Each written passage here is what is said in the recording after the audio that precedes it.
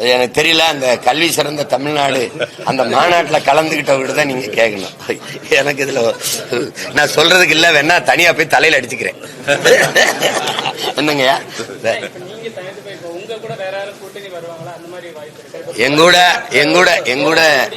எங்கூட பெரும்பாலும் வரமாட்டாங்க. ஏன்னா உங்களுக்கு தெரியும், இங்க தேர்தல், அரசியல் தேர்தலுங்கிறது எப்படி பண்ணிட்டாங்கன்னா, வாக்கு காசு கொடுத்தா தான் வாக்கு பெற முடியுங்கிற ஒரு முறையை கொண்டு வந்துட்டதுனால இந்த ரெண்டு கட்சியும் பணம் வச்சிருக்கு.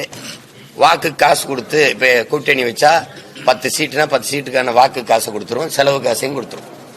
அதனால அங்க சீட்டையும் கொடுத்து நோட்டையும் கொடுத்து அவங்க ஜெயிக்க வைப்பாங்கிறதுனால இந்த கட்சிகளோட கூட்டணிக்கு போகத்தான் எல்லாரும் விரும்புவாங்க.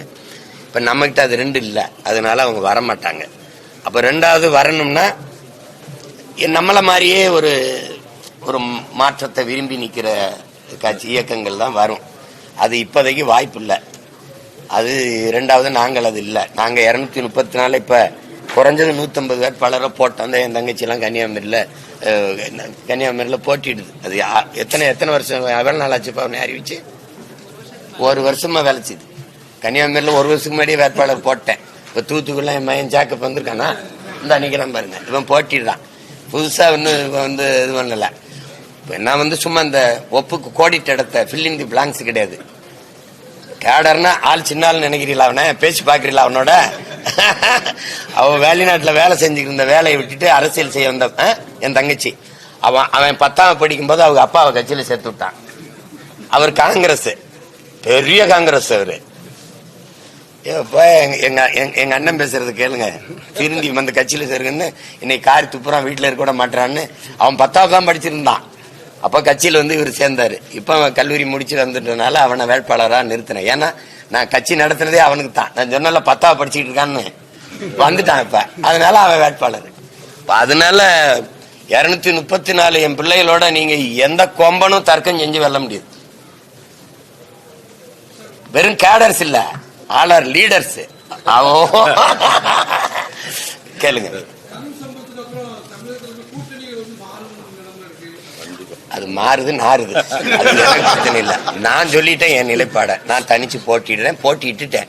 இன்னொரு குறைஞ்சது ஒரு 50-60 தொகுதி தான் இருக்கு. தேர்வு பண்ணிட்டு பிப்ரவரி 7ஆம் தேதி மாநாடு இருக்கு. அதுல மொத்தமா எல்லாரையும் அறிவிப்பு. எதிரி பலகீனமா இருக்கிறான்னு நினைச்சு அந்த நேரத்துல சண்டைக்கு போற வீரனுடைய மகன் இல்ல நான் எதை பத்தியும் கொல்லப்படுறது இல்ல. 20 நாடுகள் எதிர்த்து நின்ற போத பயப்படாம நின்று சண்டை ஓட்ட வீரனுடைய மகன் நான். எனக்கு அதெல்லாம் இல்லை. என்னை தோல்ல கை வச்சு ஊருக்கு அனுப்பும் போது சொன்ன வார்த்தை, சாக துணிஞ்சிருங்க, எல்லாம் உங்களுக்கு சாதாரணமாயிரும். அந்த சத்திய வார்த்தையை ஏற்று களத்தில் நிக்கிற மகன். எதை பத்தியும் கொல்லப்பட மாட்டேன். நீங்க வீழ்வீங்க, நான் எழுவேன் அப்படின்னு இல்ல. எதிரியின் தோல்வி எனக்கு முக்கியம் இல்லை, என்னுடைய வெற்றி தான் என் இலக்கு. புரியுதா? அவன் சாகணுங்கிறதல்ல, நான் வாழணுங்கிறதா என்னுடைய இலக்கு. அதுக்கான போராட்டம் தான் என்னோடது. அதனால எப்பவுமே நாங்க நேர்மறை சிந்தனையில தான் இருப்போம். நாங்க வெல்லணும், வளரணும்.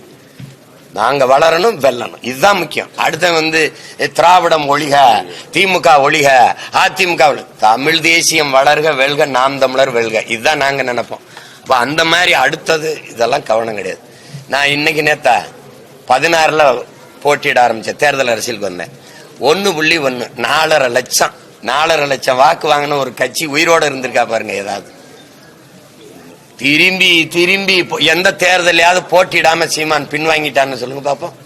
இப்ப என் தம்பி டிவிக்கே டிஎம்கே ரெண்டுக்கு தான் போட்டின்றாப்ல. அப்ப ஈரோடு கிழக்குல இந்த டிவிக்கே எங்க வச்சு டிவிக்கே போயிடுச்சா? அன்னைக்கு என்டிகே டிஎம்கே 2 தான் இருந்துச்சு. எல்லாரும் போயிட்டான். மேல ஆண்டு ஒன்று இருக்க பிஜேபி வரல, இங்க எதிர்கட்சி இருந்த கட்சி ஏடிஎம்கே வரல. நேரடியா ஸ்டாலின், சீமான் 2 பேர் தான் போட்டி. உங்களுக்கு விளக்குதா? 2 பேர் தான் போட்டிட்டோம். அன்னைக்கு என்னுடைய விவசாய சின்னத்தை கூட தரல. வேற வழி இல்லாம அதே மைக்கிலேயே போய் நின்னேன். அவங்க பல ஆண்டுகளா இருக்கு, 75 ஆண்டுகளா வச்சிருக்கிற உதயசூரியன் சின்னத்துல நின்னாங்க. எல்லா கட்சி கூட்டணி, காசு, கள்ள ஓட்டு, அப்படி இருந்து என்னை நான் 16 விழுக்காடு தொட்டேன். 25,500 ஓட்டு போட்டாங்க மக்கள். அதெல்லாம் நான் எப்பவுமே கவலைப்படுறது இல்லை. அதனால இந்த தேர்தலில் போட்டிடுவோம்.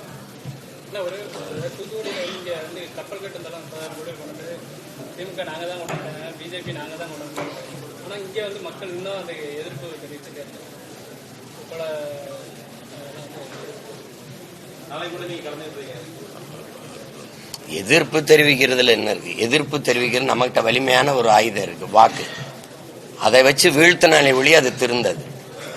இருக்கிற துறைமுகத்திலே வேலை நடக்கும் போது 9 புதிய துறைமுகங்கள் இருக்கு. செயற்கை துறைமுகங்களை உருவாக்கணும். இயற்கையா அமைந்த துறைமுகத்திலே வேலை இல்லை, அப்புறம் அதுக்கு புதிய புதிய துறைமுகங்கள். நிலத்தை கொடுத்தாச்சு தனியார் முதலாளிகளுக்கு, இன்னி கடலை கொடுக்கணும். என்ன இருக்கும் மக்களுக்கு என்று என்ன இருக்கும்? அதனால நாங்க போராடுறோம். எங்களுக்கு இந்த வலிமை போதல்ல, இன்னும் கொஞ்சம் வலிமை வந்துச்சுன்னா தான் அது. இப்ப நான் கூண்டுக்குள்ள இருந்து கத்துறதுனால இந்த சேவலுடைய சத்தம் கேட்கல. கூரை மேல ஏறி குவிட்டேன்னா கேட்டுரும். அப்ப கூரை மேல ஏறுறதுக்கு தான் ஏனியை போட்டு ஏறிக்கிட்டு இருக்கேன். பிளே ஸ்டோர் மற்றும் ஆப் ஸ்டோரில் இருந்து பாலிமர் செயலியை QR கோடு மூலம் பதிவிறக்கம் செய்யுங்கள். செய்திகளை உடனுக்குடன் பெறுங்கள்.